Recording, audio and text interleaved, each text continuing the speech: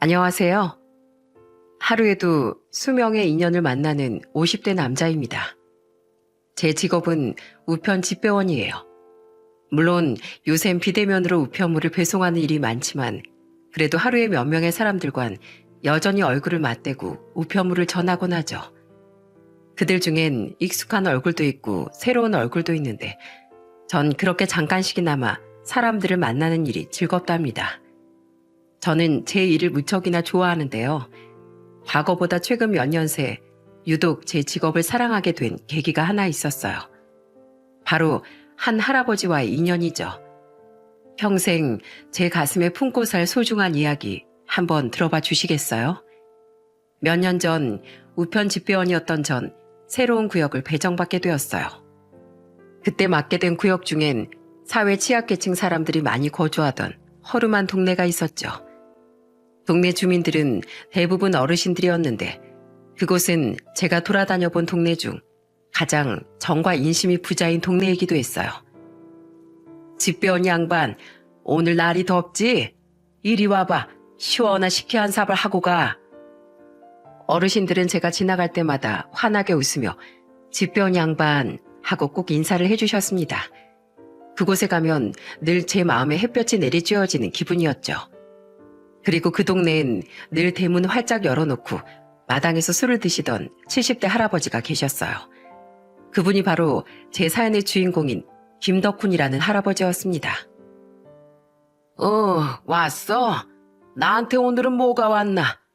에휴, 독촉장이네. 이 자식들 맨날 돈 내라고 난리구먼. 준다 줘. 누가 떼어먹냐? 내가 니들 돈 주려고 새벽부터 아침까지 열심히 파지 줍는 거 아니야. 할아버지 앞으로 간 우편물 중엔 종종 독촉장 같은 것도 끼어 있었습니다. 할아버진 그것들을 열어보며 투덜대곤 하셨는데 그래도 얼굴엔 웃음이 서려 있으셨어요. 한 번은 왜 독촉장을 받으면서도 웃으시냐고 물으니 이렇게 대답하시더군요.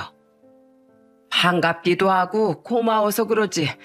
나한테 이렇게 편지로나마 연락 주는 곳이 있으니까 난 사람이 참 그리워. 그러니까 집배원 양반이 올 때마다 그렇게 반가워하고 말 한마디라도 더 걸려는 거 아니겠어? 할아버지 그 말씀에 시골에 혼자 살고 계신 어머니 생각이 나서 마음이 찡했습니다. 그 말씀을 들은 후 괜히 할아버지께 더 관심이 가더라고요. 그렇게 전 할아버지와 조금씩 가까워지며 추억을 쌓게 됐죠. 집배원 양반, 여기 와서 나랑 소주 한잔하지? 괜찮습니다. 전 지금 근무 중이라서요. 그럼 이리 와서 김치전이라도 몇 입 하고 가. 내가 부친 건데도 정말 맛이 기가 막혀. 아이고, 직배원 양반. 미안한데 나 여기 허리에 파스 좀 붙여주게. 아, 네. 다치셨어요? 그냥 리어카 끌다가 조금 삐끗했어. 늙었다고 일을 안 하면 먹고 살 수가 없으니 어쩌겠나. 그래도 우리 집배원 양반 같은 좋은 젊은이가 옆에 있어서 다행이야. 아, 파스도 저번에 자네가 사다 준 거잖아. 별 말씀을요. 어르신이 제게 챙겨주신 음료수 주전부리만 해도 파스값보단 더 될 건데요. 언제부턴가 전 우편물이 없어도 할아버지 댁에 들러 꼭 인사를 하고 가곤 했어요. 그렇게나마 외로움이 많으신 할아버지께 말동무를 해드리고 싶었거든요. 그러던 어느 날엔 할아버지가 제게 언제 쉬냐고 물어보시더군요. 저요? 주말엔 쉬죠. 그럼 이번 주 일요일에 우리 집 좀 와. 나 김치 담글 건데 와서 좀 도와주고 동네 사람들한테도 같이 나눠주고 하자고. 내가 공짜로 부탁하는 건 아니고 김장 끝나면 기가 막힌 수육 삶아줄게. 나랑 그때 소주 한잔 하세. 어때? 이 늙은이 부탁 들어줄 텐가? 보통 김장은 여성분들이 많이 하시던데 할아버지가 직접 김치도 담그세요? 그럼 담그지. 매년 담가서 동네 사람들도 조금씩 나눠주고 그랬어. 동네 분들 모두를 나눠주신다는 말에 전 봉사하는 마음으로 알겠다고 대답했습니다. 당신이 김장을요? 맛있게 담가서 집에도 조금 싸와요. 그 주 주말 아내는 제게 앞치마를 챙겨주며 웃더군요. 그도 그럴 것이 제가 김장을 해보는 건 그때가 처음이었거든요.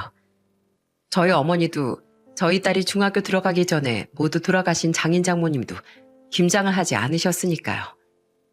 그날 가서 할아버지가 미리 절여놓은 배추에 양념을 하는데 허리가 부러질 맛이더군요. 그런데 다 담근 김치를 먹어보니 맛이 기가 막히더라고요. 이후 저는 할아버지를 도와 그 김치를 동네 어르신들께 나눠드렸습니다. 할아버진 김치를 나눠주며 모든 분들께 안부를 물으셨죠. 아줌씨, 손주 학교는 잘 입학했어? 하경감, 저번에 다쳤다던 팔목은 다 나았나? 김씨, 저번에 큰딸 암에 걸렸다는 거 어떻게 됐어? 잘 낫고 있다고? 그거 참 다행이구먼. 어르신들은 매번 이런 거 안 줘도 되는데 미안하다며 할아버지께 고마워하셨습니다. 누군간 김장갑시라며 집에 있던 음식들을 건네주기도 하셨죠. 그렇게 정이 오가는 훈훈함을 보니 몸은 힘들어도 오길 참 잘했다 싶더라고요. 그렇게 동네를 다 돌고 난 후 할아버진 집으로 돌아와 제게 아주 맛있는 수육을 삶아주셨습니다. 거기에 김장김치와 소주를 먹으며 그날 할아버진 제 가족에 대해 물어보시더군요. 형제는 있어? 부모님은 살아계시고? 어릴 적에 남동생이 하나 있었는데요. 워낙 몸이 약하게 태어나서 잔병치레가 잦았다가 제가 8살 때 세상을 떠났어요. 그때 저희 부모님이 정말 많이 슬퍼하셨죠. 저희 어머니는 지금까지도 가끔씩 어린 동생 사진을 보면서 우세요. 아버진 3년 전에 병환으로 먼저 돌아가셨는데 그때 혼자 고향 시골에 남아 계신 어머니를 모시려고 했거든요. 그런데 자신이 거길 떠나면 그곳에 묻혀있는 동생도 아버지도 쓸쓸해하지 않겠냐며 거절하시더라고요. 그래서 가족들이랑 같이 자주 찾아뵙기라도 하려고 노력하고 있어요. 그랬구만. 그래, 가족이란 게 그런 게지. 온전히 이루었다 싶었을 때 하나둘 세월 속으로 사라지는 서글픈 거 말이야. 그럼 결혼하고 자식은 몇이나 있어? 자네처럼 자네 한 사람도 좋은 사람이겠지? 그럼요. 워낙 애들을 좋아하는 사람이라 어린이집 선생으로 일하고 있는데요. 목소리 한번 높이는 걸 본 적 없는 착하고 상냥한 사람이에요. 자식은 외동딸 하나인데 집사람 닮아서 애가 참 착하고 순해요. 그때 전 평소 궁금했던 할아버지의 가족에 대해 여쭤보고 싶었습니다. 동네 다른 분들과 달리 찾아오는 가족이 한 명도 없으신 것 같았거든요. 하지만 제 가족 이야기를 듣고 너무 씁쓸하게 웃으시던 할아버지께 결국 아무것도 묻지 못하고 제 몫에 김치만 들고 집에 돌아와야 했죠. 하지만 몇 달 뒤 제가 묻기도 전에 할아버지께서 먼저 가족의 이야기를 해주신 적이 있었어요. 저는 그날도 할아버지 앞으로는 우편물은 없었지만 열린 대문으로 들어가 할아버지께 인사를 드렸습니다. 할아버진 반갑게 절 맞아주며 뭔가를 하나 건네주시더군요. 그건 바로 초코파이 2봉지였죠. 이거 가져가서 먹어. 너무 많아서 나 혼잔 다 못 먹어. 초코파이네요. 직접 사신 거예요? 평소에 과자 드시는 건 잘 못 뵌 것 같은데. 내 생일이라고? 저기 아래 슈퍼 주인이 나 파지 팔고 집에 돌아오는 길에 챙겨주더라고. 작년 내 생일에 내가 지나가듯이 말한 걸 기억하고 있었나 봐. 오늘이 생신이셨어요? 진즉 말씀해 주시지. 그럼 제가 케이크라도 사왔을 텐데요. 안 늙은이 생일을 뭐하러 축하까지 해줘? 이것들로도 충분해. 케이크는 너무 달아서 시려. 저는 머뭇머뭇 생신 축하드린다는 말씀을 드린 채 할아버지의 집을 나왔습니다. 그런데 그날 일을 하는 내내 초코파이에 소주를 드시던 할아버지의 모습이 신경 쓰이더라고요. 그래서 결국 일을 마친 뒤 다시 할아버지를 찾아갔죠. 멍하니 곧 어두워질 하늘을 올려다보고 계시던 할아버진 저를 보곤 반가운 표정을 지으며 물으시더군요. 이 시간에 여긴 다시 어쩐 일이야? 그게요, 할아버지. 저기 아래 새로 생긴 삼겹살집 가보셨어요? 지나갈 때마다 냄새가 너무 좋아서 한번 먹어보고 싶었는데 저랑 저녁으로 같이 안 드셔주실래요? 생신 선물로 제가 살게요.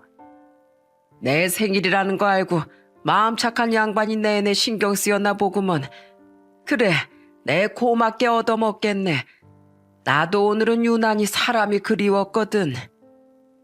그렇게 전 할아버지를 모시고 삼겹살 가게로 향했습니다. 그리곤 삼겹살과 된장찌개, 소주를 시킨 뒤 입을 열었죠. 다시 한번 생신 축하드려요. 케이크 안 좋아하신다고 해서 촛불을 못 켰네요. 대신 여기 숯불이라도 초라고 생각하고 후후 부세요. 참 착한 젊은이야. 분명 부모님이 좋은 분들이셨을 테지. 난 그렇지 못한 부모였지만 말이야. 갑자기 시작된 할아버지의 가족 이야기, 화들짝 놀랐습니다. 그렇게 듣게 된 할아버지의 가족 이야기는 추억이라기보단 할아버지의 긴 후회록에 가깝더군요. 내 가족 이야기가 궁금한 눈치인데 맞지? 내게도 있었다네, 가족. 아내와 씩씩한 아들 둘이 말이야. 그런데 내가 너무 부끄러운 남편이고 아비였어서 누군가에게 가족 이야기를 꺼내는 게 쉽지 않더구만. 그래도 꼴의 생일이라고 오늘은 가족 생각이 많이 나서 누군가에게 고백하고 싶었네. 늘 품고 살던 가족에 대한 미안함과 스스로에 대한 부끄러움을 말이야. 할아버진 품에서 자신의 낡은 지갑을 꺼내 사진을 보여주시더군요. 그 속엔 멀끔한 정장을 입은 중년 남자가 웃고 있었죠. 그런데 자세히 보니 그 남자는 바로 젊은 시절의 할아버지더라고요.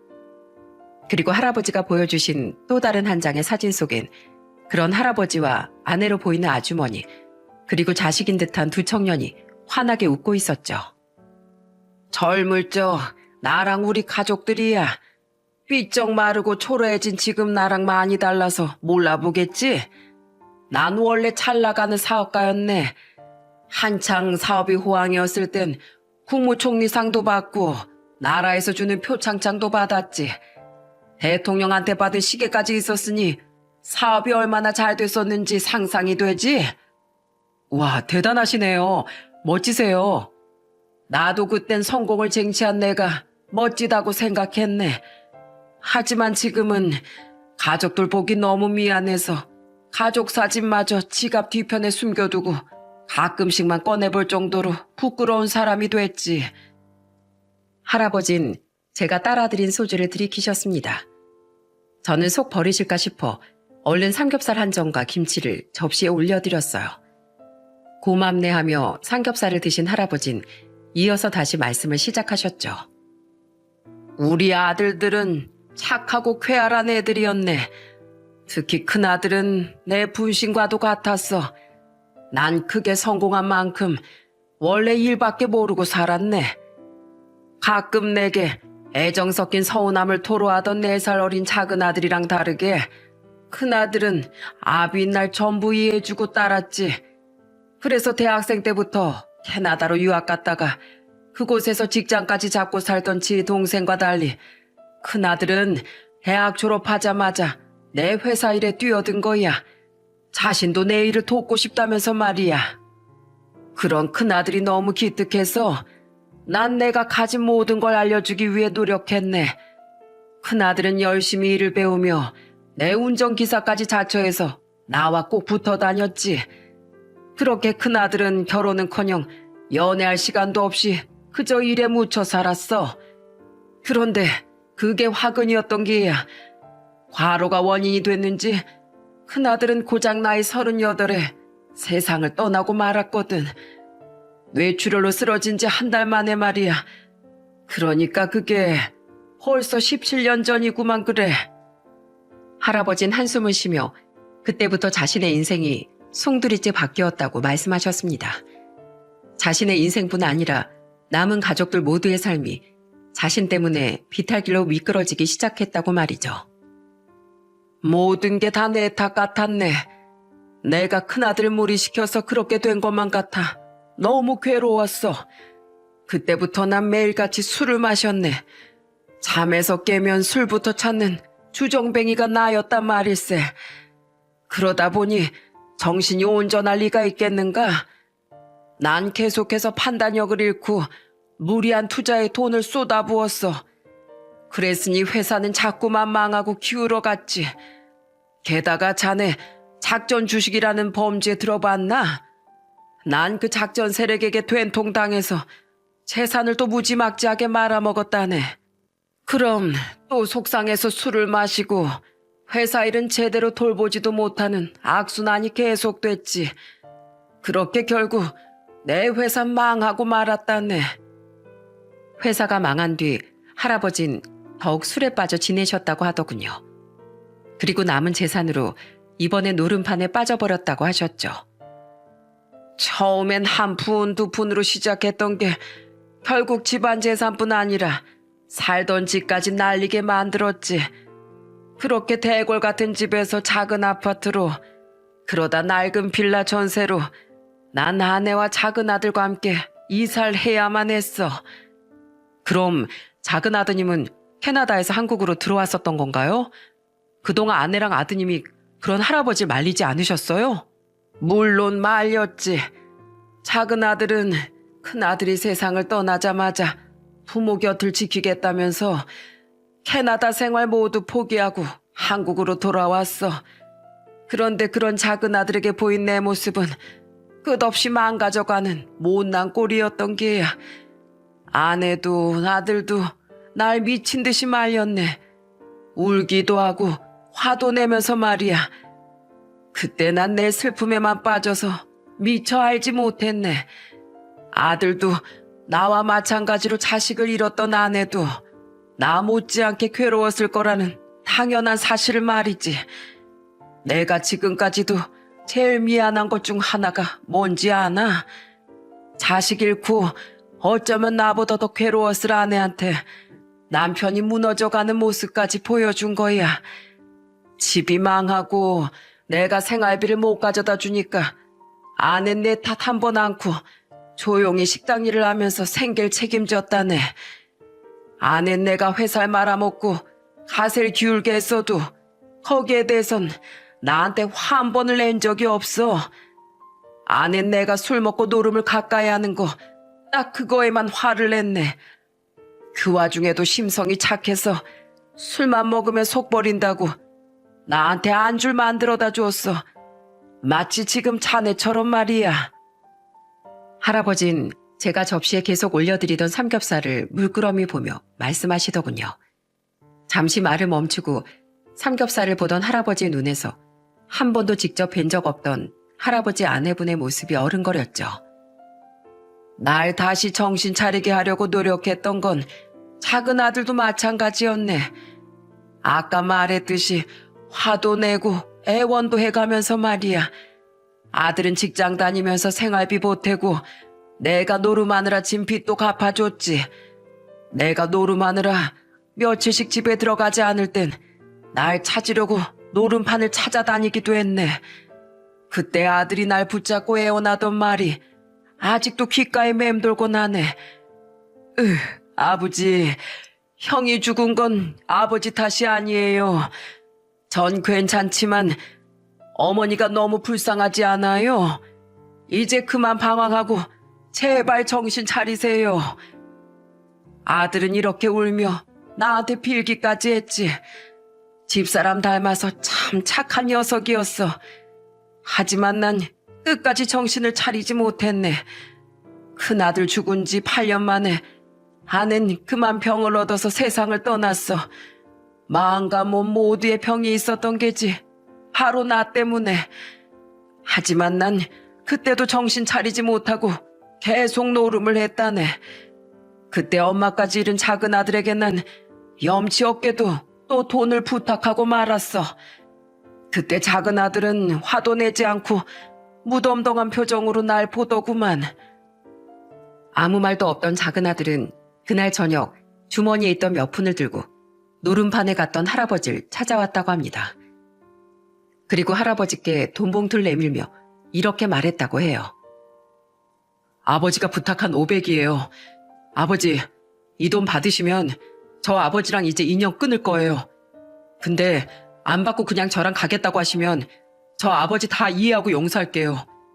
과거에 무슨 일이 있었든 어머니 돌아가시기 전까지 마음고생, 몸고생 시키신 것도 전부 다 잊어드릴게요. 그러니까 저랑 같이 그냥 여기서 나가요. 가서 병원 다니면서 치료받고 우리 같이 다시 살아봐요. 제가 도와드릴게요. 하고 말입니다. 그리고 이어진 할아버지 말에 저까지 낙담이 되더군요. 내가 뭘 선택했겠나? 500만 원이었네. 내가 그걸 받고 등을 돌리는 순간 뒤에선 서러운 아들의 울음소리가 들려오더구만. 난 그 소리를 애써 못 들은 척하고 노름판으로 향한 게지. 그거 전부 날리고 집에 돌아오니 아들은 이미 짐을 싸서 떠난 후였다네. 저 캐나다로 돌아가요. 2번 다시 저 아버지 안 볼 겁니다. 하는 쪽지만 남겨져 있었어. 그 쪽지를 붙잡고 내가 얼마나 울었는지 모른다네. 하지만 그 뒤에도 난 한동안 노름을 끊지 못했지. 그 뒤 몇 번 더 빚을 지며 노름에 빠져 살던 할아버진 아무도 자신을 맞아주지 않던 집에서 엄청난 공허함과 쓸쓸함을 느끼셨다더군요. 그제야 후회라며 할아버진 극적으로 노름을 끊게 됐다고 했죠. 나라에서 지원해주는 무료 상담도 받고 도움도 받으며 아주 힘겹게 말입니다. 그렇게 노름을 끊은 뒤에야 난 작은 아들에게 전화해서 용서를 빌려고 했네. 하지만 내가 아무리 전화를 걸어도 아들은 내 전화를 받지 않았어. 나 노름 끊었다. 내가 잘못했다. 전화라도 한 번만 받아달라고 수도 없이 문자를 했지만 답장조차 않았지. 그렇게 작은 아들과 인연이 끊긴 지도 벌써 9년째라네. 난 그렇게 마지막 남은 작은 아들에게까지 몹쓸 애비로 남게 된 게야. 뒤늦게 후회한다 한들 때는 이미 늦었던 거지. 할아버진 결국 서러운 흐느낌을 토해내셨습니다. 어느새 술기운이 올라온 할아버진 가족에게 너무 미안하고 작은 아들이 보고 싶다는 말을 반복하셨죠. 그렇게 할아버지의 사정을 알게 되니 저는 더욱 할아버지께 잘해드리게 됐습니다. 돌아가신 아버지 생각이 나 자꾸만 마음이 쓰였거든요. 아내에게 부탁해 가끔은 집으로 할아버지를 초대해 저녁 식사를 대접하기도 했죠. 손주를 한 번도 가져본 적 없었던 할아버진 저희 딸을 굉장히 예뻐해주기도 하셨어요. 그렇게 할아버지를 알고 지낸 지 2년 정도가 지난 어느 날이었습니다. 할아버지의 생신을 챙겨드린 지 몇 달 안 됐던 때였죠. 어머니 댁에 일이 있어 며칠 휴가를 썼던 전 그날따라 바쁜 일을 마치고 마지막으로 할아버지 댁을 방문했어요. 할아버지 댁으로 온 우편물은 없었지만 할아버지가 걱정이 됐었거든요. 최근에 계속 몸에도 눈동자에도 힘이 없으셨는데 아직도 편찮으시려나? 병원에 다녀오셨다고 해서 그나마 마음을 놓긴 했는데 연세가 78이나 되셨으니 통 마음이 안 놓이네. 원래 지병도 있는 분이셨는데 계속 편찮으시면 아예 다음에 내가 직접 모시고 큰 병원으로 가봐야겠다 하는 생각을 하며 저는 할아버지 집의 대문을 열고 들어갔습니다. 할아버진 마당에 계시지 않았어요. 할아버지 계세요? 몇 번이나 할아버지를 불렀지만 아무런 인기척도 들리지 않더군요. 그런데 그날따라 느낌이 쎄하더라고요. 그래서 전 망설임 끝에 할아버지 집 안으로 들어가는 문을 살며시 열어봤습니다. 잠금장치 같은 거 없이 열쇠로만 잠그는 문이라 잘 잠그지 않고 산다던 할아버지 말씀이 생각났거든요. 어차피 훔쳐갈 것도 없다면서요. 그런데 할아버지가 매일 신고 다니시던 신발이 현관 겸 부엌이었던 곳에 시멘트 바닥에 놓여있지 않겠어요? 하지만 집안은 여전히 조용했죠. 그때 느낌이 오더군요. 무슨 일이 났구나 하는 불길한 예감이요. 할아버지! 저는 다급히 신발을 벗고 단칸방으로 뛰어들어갔습니다. 아니나 다를까 그곳에 할아버진 아무런 미동도 없이 누워 계셨어요. 저는 얼른 할아버지의 코에 손을 대보았습니다. 하지만 할아버지에게선 아무런 숨소리도 들리지 않았어요. 만져보니 할아버지의 몸은 이미 차디차게 식어 있었죠. 할아버진 제가 뵙지 못한 그 며칠 새 아무도 모르게 고독사를 하신 겁니다. 저는 우선 119에 신고를 한 뒤 미친 듯이 할아버지를 안고 오열했어요. 할아버지 잠든 듯한 그 모습은 병원에서 세상을 떠나셨던 아버지의 모습과 똑같았죠. 할아버지, 이렇게 되실 동안 지켜드리지 못해서 정말 죄송해요. 그렇게 오열하던 전 할아버지 옆에 방바닥에 놓여있던 2장의 종이와 종이봉투 하나를 발견했어요. 종이는 둘 다 반으로 곱게 접혀 있었는데 저는 그중 편지지처럼 생긴 종이를 먼저 펼쳐서 읽어보았죠. 그건 바로 할아버지가 작은 아들에게 남긴 편지였습니다. 사랑하는 내 작은 아들 도연아, 넌 아마 평생 이 편지를 읽지 못하겠지. 내가 죽었다고 한들 네가 찾아올 리가 없으니까 말이야. 하지만 죽기 전에 이렇게라도 너에게 진심을 남기고 싶어서 이 편지를 쓴다. 내게 남은 시간이 얼마 안 남았음을 요즘 들어 부쩍 느낀다. 날 잘 챙겨주는 병철이라는 집 배운 젊은이가 있는데 어찌나 내게 병원에 가보라고 성하든지 병원에 다녀왔단 거짓말로 둘러대 버렸다.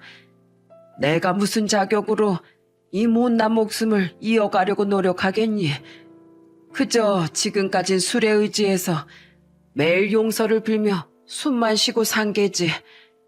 그래도 참 고마운 젊은이야. 그 젊은이 덕에 그나마 내 마지막 인생에 잠시 따뜻함을 느낄 수 있었거든. 너보다 고작 1살 많은 그 젊은이를 만나면서 부쩍 네 생각이 너무 많이 났다. 내가 그때 너한테 그 500을 받았으면 안 됐어. 너무 늦었을 때 마지막으로 나한테 내밀어준 네 손을 그렇게 바보같이 놓쳐버렸으면 안 됐던 거다. 생각해보면 넌 늘 날 잘 따랐지. 그래서 내가 너희들이 크면서 점점 일에만 몰두했을 때 유독 큰애보다 네가 나한테 서운해했던 거야. 어릴 적 네가 그렇게 나랑 하기 좋아하던 축구 기억나니? 서류 한 장 더 볼 시간에 너하고 공이라도 한 번 더 차줄 걸 하는 후회를 매일 밤마다 하곤 했단다.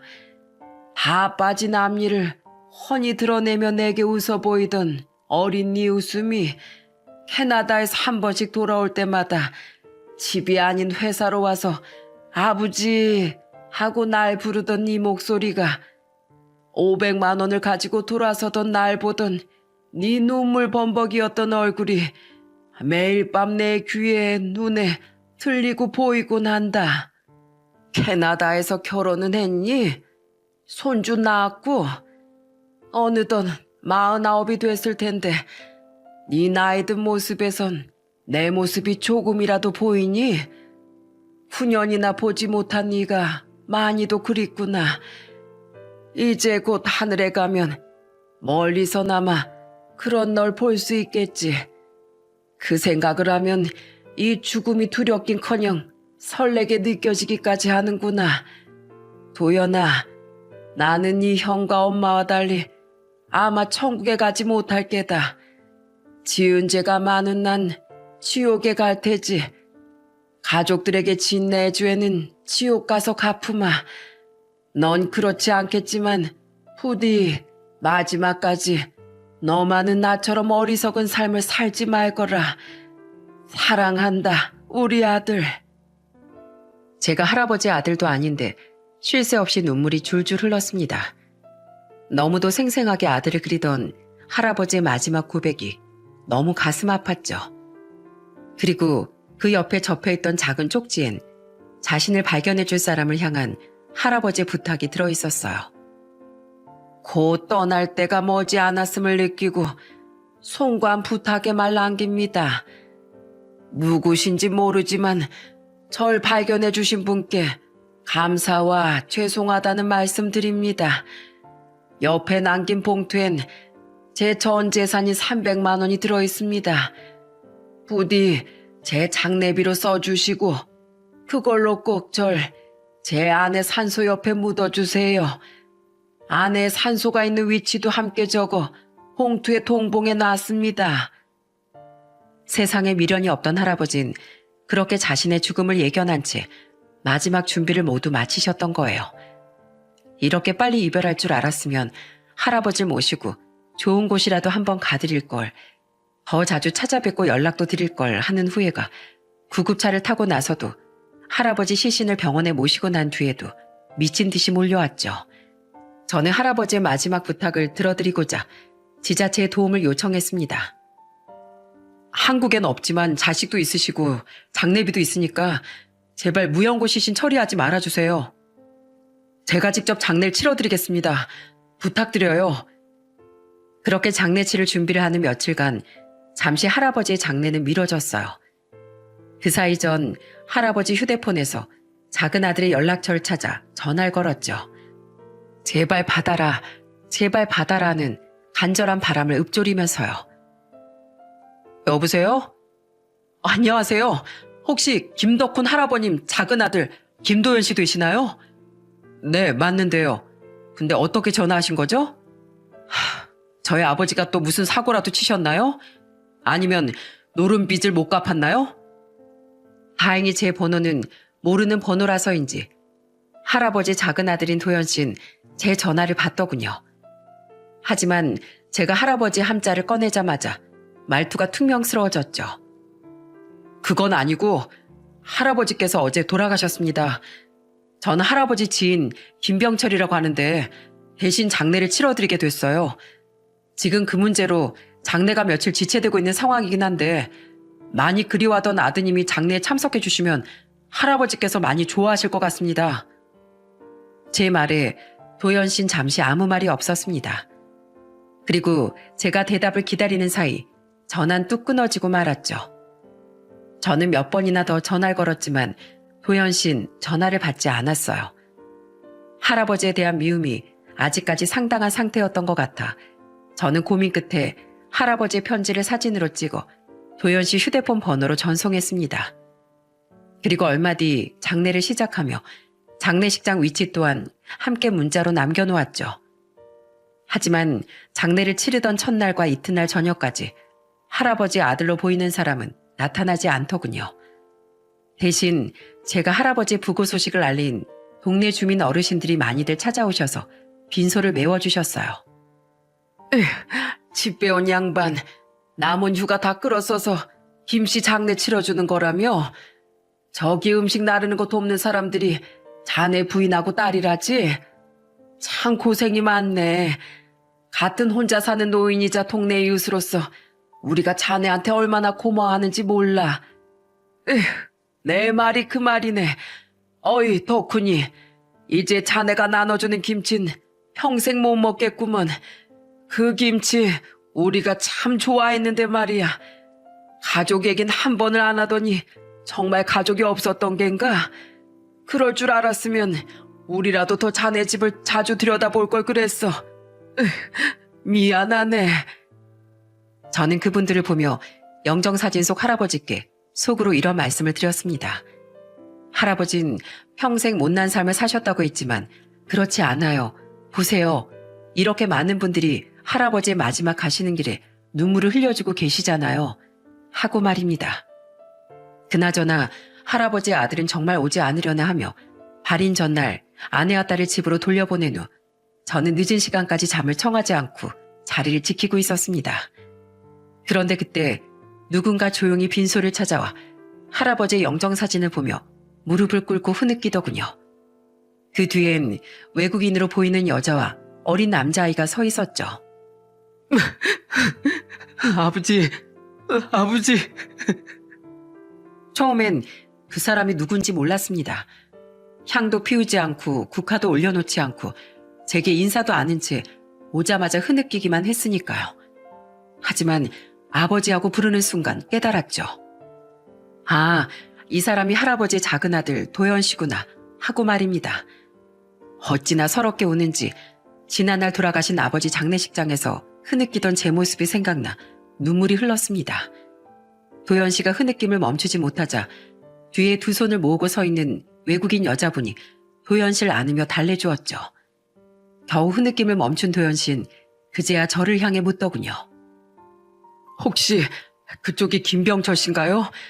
아버지 장례를 저 대신 치러주고 평소 아버지를 많이 챙겨줬다고 편지에도 적혀 있었던 집배원 분이요. 맞죠?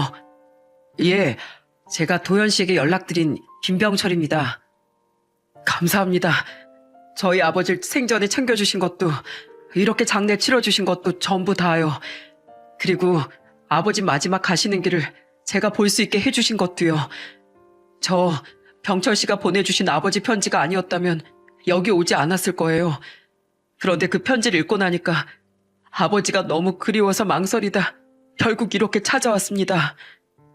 제게 인사를 한 도연 씨는 다시 할아버지 영정사진 앞에 서서 자신과 함께 온 여자와 아이를 소개하더군요. 아버지, 저 왔어요. 오랜만에 뵙네요. 이쪽은 나이 42에 캐나다에서 결혼한 제 아내고요. 옆엔 올해 6살 된 제 아들이에요. 아버지, 문자로 그냥 노름 끊었다. 미안하다. 잘못했다는 간결한 말이 아니라 그 편지처럼 절절한 진심을 알려주셨다면 저 진즉에 아버지를 찾아왔을 거예요. 그러니까 아버지, 그때 왜 제 500만 원을 받으셨어요? 진짜 노름도 끊을 수 있고 이렇게 가슴 아픈 후회도 하실 거면 조금만 더 일찍 제가 마지막으로 손 내밀었을 때 그 손을 잡아주셨어야죠.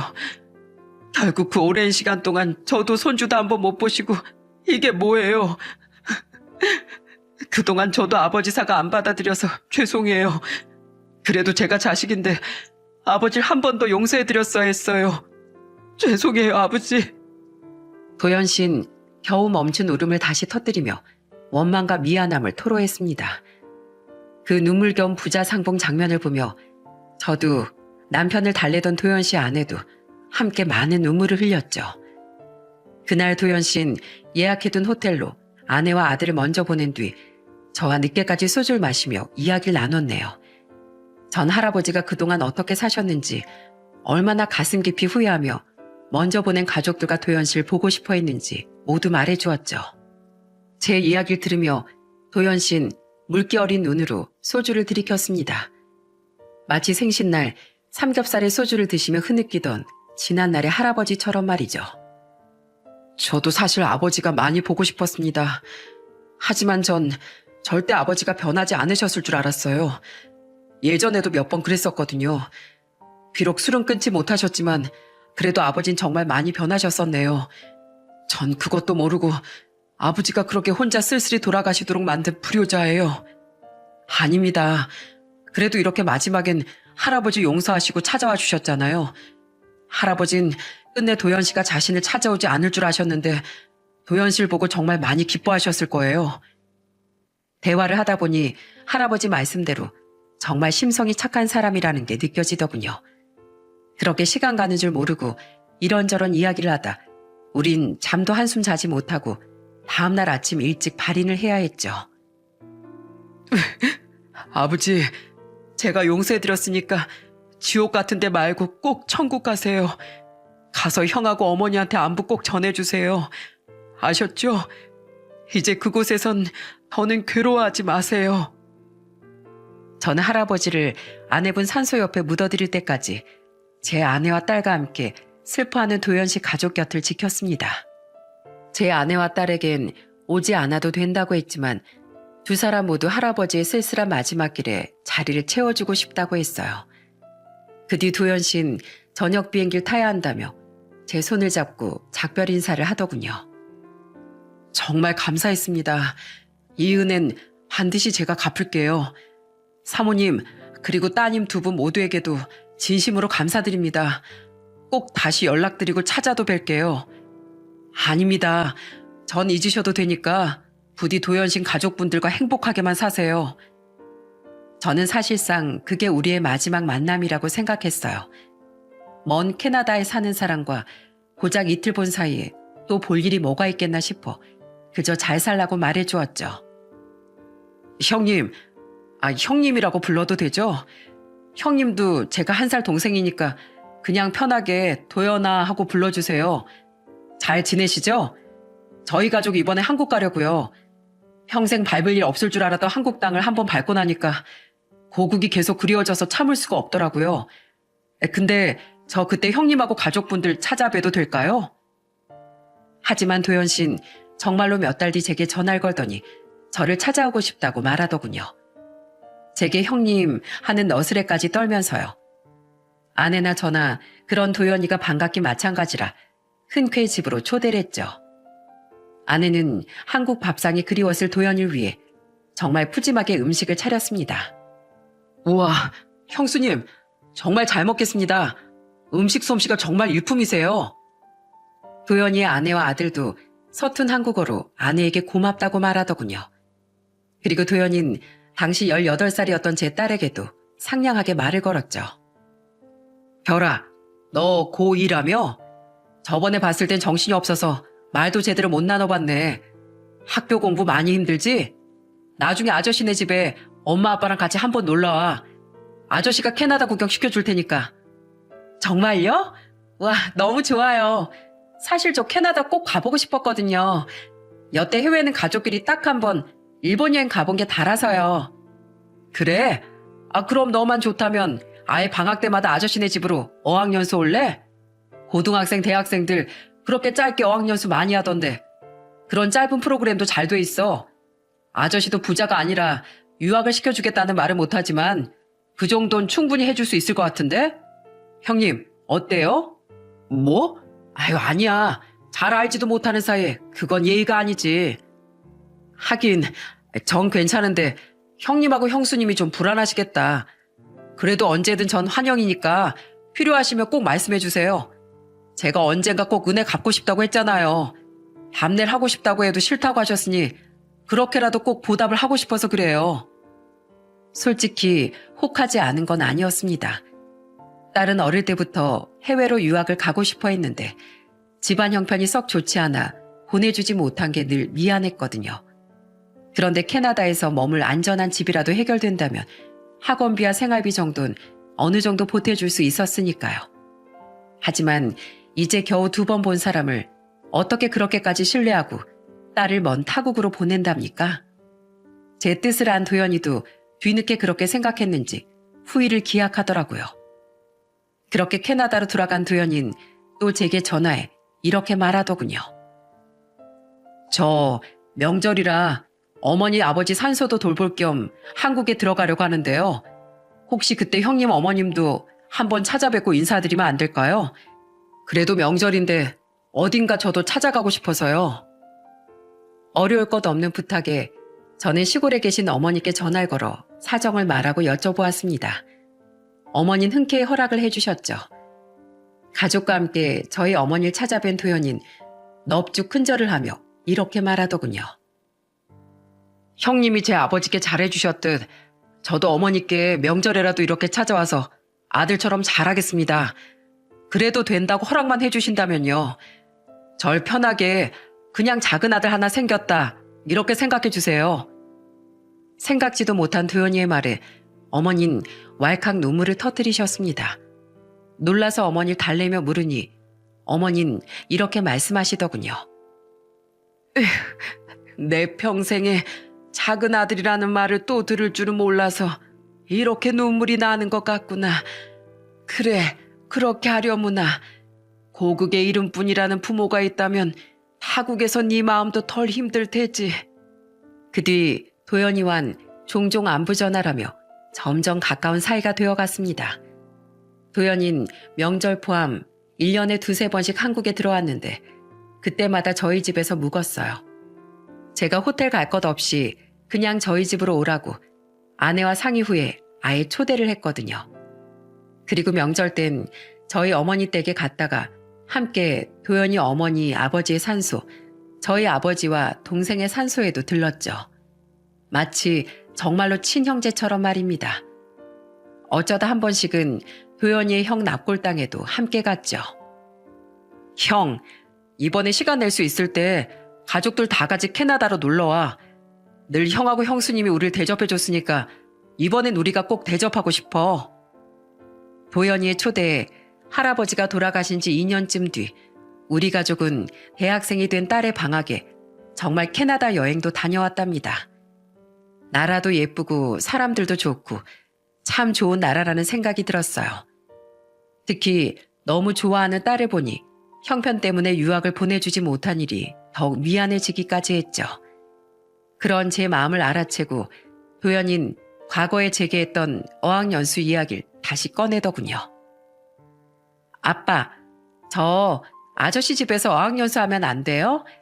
저 학기 중에 아르바이트도 열심히 해서 돈 모을게요. 네? 중요한 결정이라 딸의 애원에도 아내와 전 한참을 고민했습니다. 결국 고민 끝에 우린 방학 때마다 딸의 어학연수 기간 동안 숙식을 부탁하기로 했죠.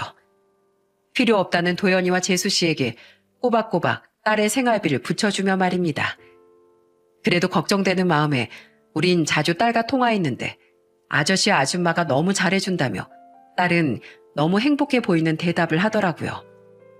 영상 통화를 할 때마다 딸의 옆엔 도연이의 어린 아들이 붙어 있었는데 딸의 말로는 도연이의 아들이 그렇게 저희 딸을 좋아하고 잘 따랐다고 해요. 서툰 한국말로 누나 누나 하면서 말이죠. 걱정했던 딸이 잘 지내고 더 건강해진 모습으로 한국에 돌아온 걸 보니 도연이와 재수 씨에게 고마워 정말 어쩔 줄을 모르겠더라고요. 고맙다고? 됐어. 나랑 우리 가족은 한국 갈 때마다 공짜로 형 집에서 묵는데 뭘. 나중엔 한 번쯤은 학교 휴학하고 1년쯤 길게 보내도 돼. 별이가 저렇게 좋아하는 모습 보니까 나도 집사람도 너무 좋더라. 그 뒤 딸은 정말 방학마다 캐나다의 도연이 집으로 어학연수를 갔습니다. 그러다 2학년을 마친 뒤엔 정말로 한 학년 통째로 휴학을 하고 그동안 모은 돈을 들고 1년간 어학연수를 떠나기도 했죠. 너무 고맙고 미안해하는 저와 아내에게 도연이 이렇게 말하더라고요. 형, 난 우리 아버지가 돌아가셨을 때 천의 고아가 됐던 사람이야. 그런데 형하고 형수님 그리고 형 어머님 덕에 나한테 다시 가족이 생겼어. 한국에 가면 찾아갈 가족이 있다는 게 나한테 얼마나 큰 힘이 되는지 아마 형은 모를 거야. 그러니까 형, 내가 훨씬 고마워. 그렇게 도연이와 처음 만난 지도 벌써 5년이 지났습니다. 올해도 딸은 벌써 방학에 떠날 어학연수 준비에 마음이 부풀어 있어요. 얼마 전 어머니를 찾아뵀을 때 어머닌 마침 걸려왔던 도연이 안부 전화를 받고 계시더군요. 그래, 네 형 와서 이만 끊어야겠다. 밥 잘 챙겨 먹고 어머하고 우리 손주한테도 안부 전해다오. 어머닌 이젠 말뿐 아니라 정말로 도연이를 작은 아들로 여기며 많이 아껴주십니다. 도연이는 저희 어머니께 안부 전화도 자주 드리고 한국 올 때마다 꼭 잊지 않고 선물도 사오곤 해요. 모르는 사람이 보면 우린 정말 친형제처럼 보일 정도라니까요. 제겐 그렇게 할아버지로 인해 도연이라는 형제가 생긴 거예요. 그 무엇과도 바꾸지 못할 아주 소중한 기적이 제게 찾아온 거죠. 저는 지금도 여전히 같은 구역에서 집배원 일을 하고 있습니다. 그리고 전 돌아가신 할아버지 생각에 전보다 더 동네 어르신들의 안부를 묻고 챙겨드리고 있어요. 또다시 할아버지 때와 같은 슬픔을 겪고 싶지 않으니까요. 그런 보잘것없는 제 관심에 감사하게도 어르신들은 저를 많이 예뻐해 주신답니다. 저는 앞으로 기적처럼 생긴 제 새로운 가족과의 우애를 다지며 이렇듯 우편물뿐만이 아닌 사람으로서의 정을 배달하는 집배원으로서 열심히 살아갈 생각이에요. 할아버지와 도연이와의 일로 저는 사람 간의 인연이라는 게 참 신기하다는 생각을 하게 됐습니다. 어릴 적 동생을 이룬 후 나이 50이 넘어서 또 다른 동생이 생길 줄 누가 알았겠습니까? 그 뒤로 전 정말 옷깃을 스치는 인연조차 소중히 여기게 됐어요.